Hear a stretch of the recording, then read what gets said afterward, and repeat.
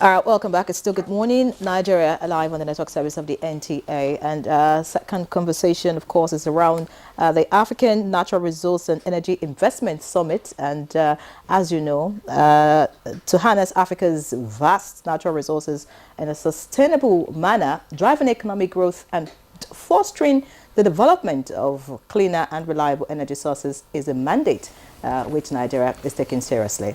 And the African Natural Resources and Energy Investment Summit, AFNIS 2024, is an avenue for such expression. It is the initiative of Core International Mining Company in collaboration with the federal government of Nigeria. Now, AFNIS 2024 is not merely a gathering of minds, but a convergence of visionaries committed to transforming Africa's natural resource landscape. And so we have joining us now to discuss this and the prospects that it holds for our dear country. We have Moses Ngadu, the Secretary General, African Mineral Strategy Group. Many thanks and welcome to Good Morning Nigeria. Thank you and good morning Nigeria. It's a pleasure being here and joining this wonderful engagement, as well as looking at what minerals and natural resources hold for our continent. It's trying to see how do we move beyond the promise Land. To actually achieve. Okay. We also have Suleiman Zakari. He's the managing partner, Core International. It's nice meeting you. Thank you. Thank you for hosting us. All right, so let's begin. Of course, we want to know what AFNIS is really about. So, Suleiman Zakari, could you tell us what is the aim for AFNIS? Okay, I mean, you summed it up quite nicely in your intro. So AFNIS stands for the African Natural Resources and Energy Investment Summit. So it's a platform that aims to bring different sectors together under one roof, under one platform, to chart a way forward for our sustainable development of our natural resource and energy sectors. So, you know, let's bring in Mr. Moses into the conversation. You've set the pace for it. You know, the Minister of Mines and Solid Minerals have constantly said that Nigeria is losing a lot. A lot is being lost to maybe illegal mining, so many things happening around the corner itself. So what does it aim to achieve with this event, and why is the ministry partnering the core itself, you know, coming together to find or provide solutions to the escalating loss of, you know, wealth to illegal mining and all that? I think we can all agree that Nigeria and Africa are blessed with vast minerals, but more than oftentimes this has not really translated to maximum benefit, especially for our country, but also for the people and the communities. And it begins with, I know we all focus on elements like, you know, illegal mining and all that, but there is even a much more bigger challenge, which is the exportation of raw, you know, minerals. You know, because we are built around a pit-to-port model, we are actually exporting jobs. And we are losing out on industrialization. And I want to appreciate the ministry led by, you know, Dr. Alake, because we have been championing the aspect of local value addition and looking at how do we turn our minerals and maximally benefit from them.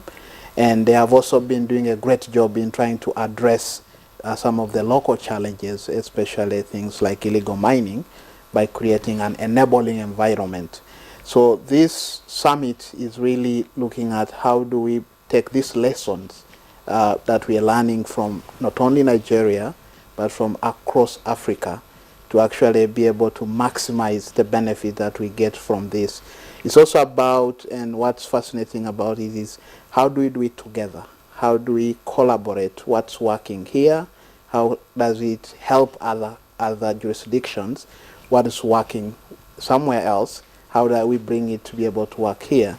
And it's fantastic that the summit is bringing together lots of governments, you know, but we're not only talking about government, we're talking about the private sector, you know, the key drivers of this. And for us, from where I stand from, it's a strategic public-private partnership.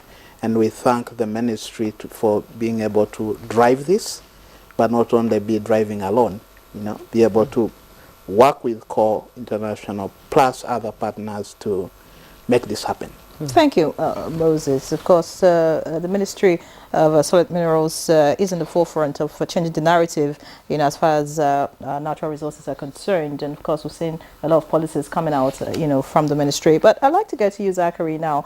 The theme for this particular event, I can say it's natural resources for economic development. And looking at the situation of Nigeria at the moment, we need this economic development like yesterday. So how can we leverage on this?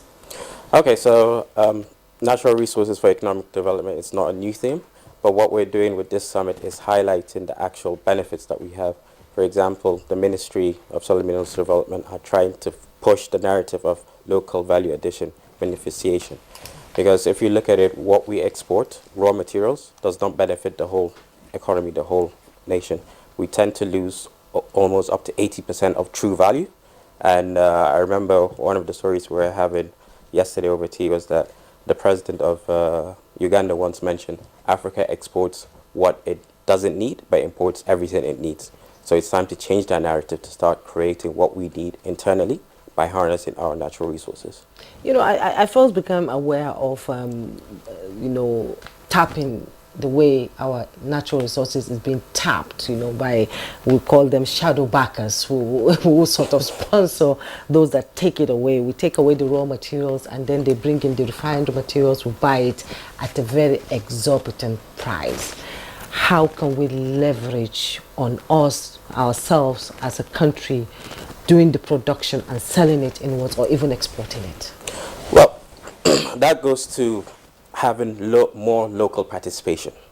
So one of the key things of the summit is we're bringing people from the power sector, from the petroleum sector, to look at opportunities in the mining sector so that they can partner. So only by changing that narrative that we can't grow internally, naturally, so we lose a lot of value if we depend on outside sources to develop. But if we take local ownership of our resources, then we get the maximum benefit from that. But we cannot operate in isolation too. We can't. But it's a Pan-African view with AFNIS. Now, you talked about the Ministry of Solid Development partner with other ministries. Besides the Ministry of Power, which other ministries are involved in this? Ministry of Petroleum Resources, Ministry of Environment, Ministry of Industry, Trade and Investment, the Nigerian Investment Promotion Commission, Nigerian Customs, Nigerian Immigration Service. So it's a whole united why front. Is that? Why is that? Why are you having this collaboration with other ministries? Because what is the benefit? So it's because of collaboration. It's very important. You cannot build in isolation, as your colleague mentioned. So what we're trying to do is come up with a strategic plan that harnesses all the strengths of all the different ministries to harness the mining sector. Because not just because we're partnering with the Ministry of Solid Minerals Development, I truly believe the mining sector is the most important sector that we have because of all the natural resource or all the minerals that it provides. For example, what we're looking at right now, the glass, the TVs, it's all coming from silica sand. Yes. The building we are here, cement, coal. So that's why if we can tap into the mining sector, we'll do great in Nigeria. The huge potential that is abound in the mining sector. Let's bring in Mr. Ngadu into the conversation. So how does AFNIS differ from other events that we've been seeing, on the mining sector? How does it differ from what is obtained? Yeah, I think for starters, AFNIS is a cause. Is a cause? Yes, because it's trying to point us to saying Africans' problems, we must provide the solutions as Africans. We cannot wait for this magic ball to keep dropping from outside. But more importantly, it's a platform for action-oriented dialogues. And within the AFNIS Summit, we have, for example, a ministerial roundtable, and where we are bringing ministers from across the continent to actually be able to come and see how do we champion the cause of not just sustainable minerals, but how does that fuel, the economic development that we have as a continent. And we're trying to say, can we move from talk to action? We have lots of these events, lots of these conferences what commitments, what key recommendations are coming out of here, and how do we get the players to actually start acting on them. All the things that we've highlighted here, how do we get the best value? You know, we are in a state, for example, where there's a new scramble for Africa's minerals, especially around energy transition. So the Africa Mineral Strategy Group was founded by Nigeria and 15 other African countries to essentially facilitate the international cooperation within the minerals and mining sector. And it's anchored on sustainable minerals, how do we exploit them, but then while protecting the environment and improving the quality of life of our people. So you'll see these themes, you know, these undertones working throughout the AFNIS summit. You know, you have the minerals, the environment, and the people. That's what achieves sustainable, you know, development of our natural resources. So this is going to be different because it's not going to end at the State House Conference Center. You know, You're going to see action. We're going to go to the action, and we should be able to hold each other accountable, be transparent, and so that when we come back next year, you know, we at least have some change. All right, talking about some change, I know that this is the third edition of AFNIS. Yes. Could you tell us about the success story of the first and the second editions, and then what makes, why should anyone be looking forward to attending AFNIS this year? Okay, so basically this is the third edition, as you correctly said. We're doing things a bit differently. The first edition is more to create awareness of what we're trying to achieve. So for example, during the first edition, one of the success stories was that we had a Gambian delegation come to Nigeria. And what they wanted to do is learn how the Nigerian petroleum sector was developed, because they're trying to develop their own their sector as well. So that's one of the key areas of cross-border collaboration between governments. Now the third edition is more towards actionable delivery, where we have a deal-making platform where we present opportunities to investors, to also other key players in the sector, to harness, to help them develop their projects in a sustainable manner. And that is something that we are doing all year round, not just at this summit. Like Mr. Ngandu mentioned, AFNIS is more of a cause rather than a summit in isolation. So it's some people call it a reawakening for Africa. So where does the African Continental Free Trade Agreement come into what you're doing now? What is the collaboration going to be? You said Nigeria and 16 other countries signed this one, you know, so how can it impact trade in Africa? Okay, so the African Free Trade Continental Agreement is not going to be impactful unless there's industrialization. So that's one of the key things that we're talking about in AFNIS is how do we industrialize? How do we harness the natural resources that we have? A story that I have is there's countries that are in the G20, G7 that don't have natural resources, but they built their economy based on African natural resources. Yes. So why can't we do that? So that is what we're trying to highlight during AFNIS. All right, great. Of course, everyone should be looking forward to attending AFNIS. You're going to tell us how we can do that much later. But I want to find out from Moses Ngandu, African Mineral Strategy Group. You're the Secretary General. Talk to us a bit about you know, what this group you know, is doing at the moment and what the future looks like. So really what we're trying to do is to be a shield, because we know traditionally what is happening is that we have a certain imbalance and undue influences within the minerals and mining sector, whether it means negotiating, you know, agreements or even selling, you know, what we have as a continent. So what we're trying to do is to champion a common voice, a common agenda, so that when we go to the table, we can attract some sense of respect. We could say that we're trying to get away from the exploitation to the kind of development that is driven and shaped by us who actually have a lot of minerals. You know, as Zachary was talking about, you have countries without minerals but getting the most benefit. And that's because you have the upstream, which is where the producers, where most African countries are. And then you have the midstream, the people that process and let's call them the middlemen or the brokers. And then you have the downstream. Oftentimes the downstream is things like our watches, our iPhones, you know, our cameras. We never get to see them in this conversation. We only deal with the unfairness in terms of how the transaction process is. So what we are achieving through these engagements is to make sure that we set conversations and the narrative and what we want to be able to take home as part of and parcel of the conversation of how do we maximally benefit from our natural resources. We know that these resources have been with us, and we thank God that the more they plunder, the more we get more. Yes, you know? the more we get. The more we get, but then we should stop. The time should be now. Yesterday I was in the Discovery Museum in a fantastic place, and one of the literatures that we study in our curriculum in Uganda, where I come from, is Things Fall Apart. Surely, should things continue to fall apart? We think that AFNIS should be the starting point, and they would like to invite the whole of Nigeria, because the model we build here should be replicated and should be able to implement in other places. So our duty is really to say, what's working in Nigeria? Can it work in Malawi? Okay, we are built around a few essential objectives. And the first one for me is collaboration. We don't have that a lot on the continent. Can we? And why is that? Well, some are historical in terms of how we were shaped. We were a one people. And you see, the minerals demonstrate this. They don't know the borders. The geology does not know the borders.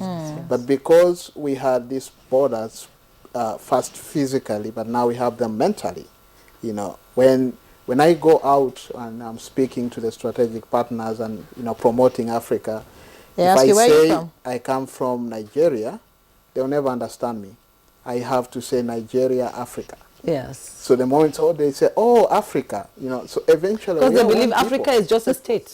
Yes, Africa is a state. It's a state. Africa is one. Yes. So why shouldn't we embrace Africa is one? And that's why we need the collaboration. We have very interesting scenarios where you have an investor in one African country, and then he goes to another country and he's telling them they are being given a lot of benefits, where it's a negotiating tactic. But then that minister does not have sort of like a connection to call this one to say, can you verify for me? Are these people lying? Are you really giving this? So collaboration is really very essential. Resource sharing is another. Most of the other African countries are discovering, for instance, oil and gas. Nigeria has been there for long. Should we make them make the same mistakes that we did? Or should we share with them and say this so they don't make the mistakes? Exactly. So how can that impact the value chain in the solid mineral sector? Really, there are about 6 enablers that can actually address the whole aspect of the value chain. One that we all struggle with is access to finance, because the mining sector is capital intensive and its return takes longer. So we need to come together and say, how do we support one another to address this financing? Africa has a lot of money, but it's channeled in possibly trade and all the other things we're not getting. So the second one is, of course, policy alignment. Once we all have the same policy, so if you came to Nigeria and the policies are this way, value addition, and you run to the next country, Ghana, it should be the same. If you go to Uganda, it will be the same. I'm happy that the ministries and the governments are collaborating around that. The third is infrastructure development. This is really where the challenge is. Minerals, God has blessed us, never happen in cities. Very rarely. They are always in rural areas, and they need electricity, they need water, they need roads. So that's the third element. The fourth for me is the transparency within the supply chain. This is why I said you don't get to see the downstream, you only see the upstream. Most importantly is building capacity, and what we are calling, we have a very young population on the continent. We are very blessed, but they are not skilled enough to take advantage of the opportunities that exist. So even if there are jobs, you could probably not get them. And lastly is the technology. So all of those 6 elements work together to make sure that the value chain, is benefiting to the average African. Of course, when you talked about Africa has money, you didn't mention the fact that there's money in Africa, but also spent outside Africa sometimes. Yes. Has been a big challenge for Africans, and of course, we're calling for a change. You know, having our monies right here, and of course, to develop our people. Now, let's just talk quickly because of time about rounding up the conversation. Could you quickly tell us about what CORE is about? CORE International. Tell us a bit about it. Okay, What does it do? So we're a marketing and strategy consultancy.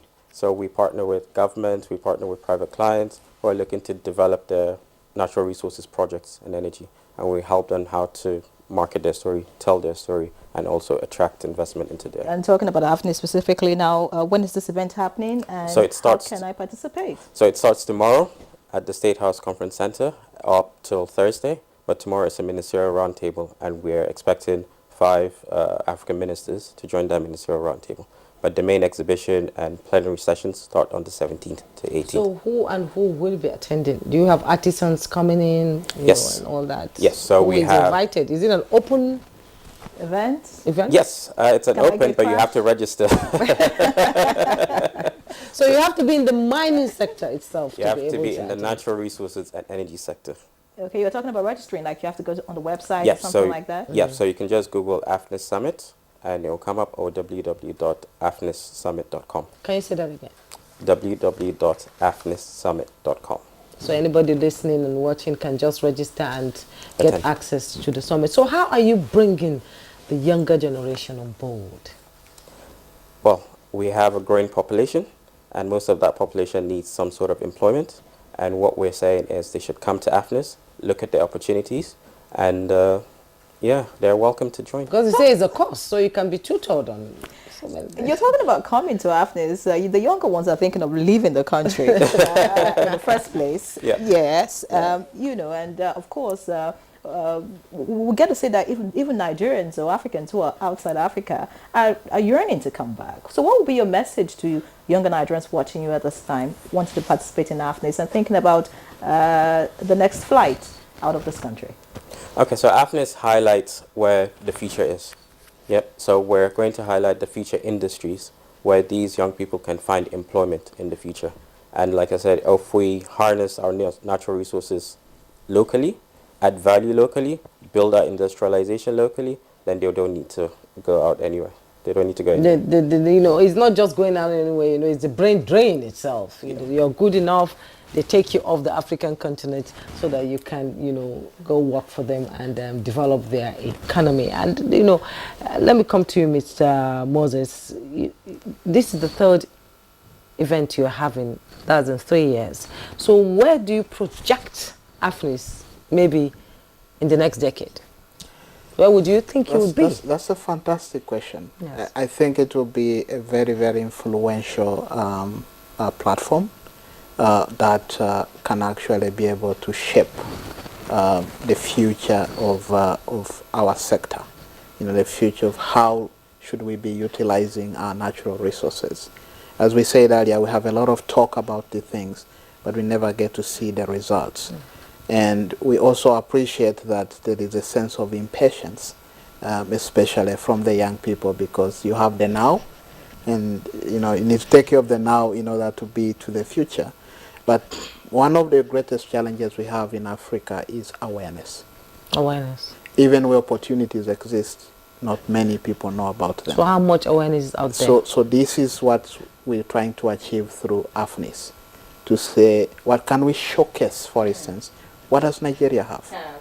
Okay, so that because then when people start to see, they begin to look and say, I did not know that. Yes. And possibly I shouldn't be getting on the boat. You know, I should be able to look inward for the opportunity. So I see that kind of promise. You know, there's hope, because we have to move with hope. But I also see, yes, so I also see action. Okay. The minister you have here, for instance, pioneered, you know, together with his counterparts, the establishment of the African Mineral Strategy Group, because we're asking, how do we protect the strategic interests of Africa? And this is why Nigeria is the chairman of the African Mineral Strategy Group. And that means there is a vision, but also there is an aspiration. And we think that this summit is not just the only one on the continent. We're building a circuit so that the circuit then be able to give us all these opportunities and unearth. You probably see that, and I hope you can host some of the ministers from the other countries to, come and tell their story. One of the ways is for people to know that maybe it's not as you're not as bad as you think Nigeria is. Nigeria is. There Thank you so much. could be other Moses. places that are much worse. Worse. But all of us are working towards something. Yeah. And I think the Fantastic. government is doing that. Yeah. Thank you so much, Moses and Gadio. Because of time, I think we have to leave the conversation at this point. Or you want to say something in 20 seconds? Sure. There's a proverb that I came across in Southern Africa. To build something, you have to do things. And we started with one thing with the Ministry of Solid Minerals Development, which is AFNIS. Then there's another thing that our sponsors, Segulola Operating Resources Limited, Nigerian Content Monitoring Development Board, and FG Gold are helping us develop this something. All right, we must do something as a people. I think that's a fine point to leave the conversation. Many thanks for coming, and good morning, Nigeria. We do appreciate you, of course, Moses and Gadu, Secretary General, African Minerals Strategy Group. Thank you for coming, and of course, wishing you a great time right here in Nigeria. And of course, Suleiman Zachary, Managing Partner, Core International. Wishing you a very great success in this summit. Thank you very much. All right, I'm looking forward to having you some other time so you can tell us about some of the impact and how it is changing the narrative in the country. Absolutely. Indeed. Right. And that's Good Morning Nigeria for today. Thanks so much for your time. I am Jimway Yusuf. And I'm Yanwe John. Do enjoy the rest of your day, and of course, join us tomorrow. Bye for now.